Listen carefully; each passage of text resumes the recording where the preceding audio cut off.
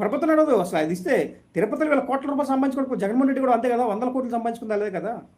మతాల మధ్య మతాలకు రెచ్చగొట్టేది వాళ్ళే అండి. జగన్మోహన్ రెడ్డి ఉన్నప్పుడు ఏమిలా ఆ కరోనా టైంలో అందరూ కూడా ఆర్థిక బాధలు అయిపోయి జీవితాలు కొల్లగొల్లైపోతే అసలు గొల్లగొల్లైపోయి జీవితం ఎలా బతకాలి రేపు పొద్దునంటే తెలియక గవర్నమెంట్ స్కూల్లో పనిచేసే వాళ్ళు చాలామంది చనిపోయారు.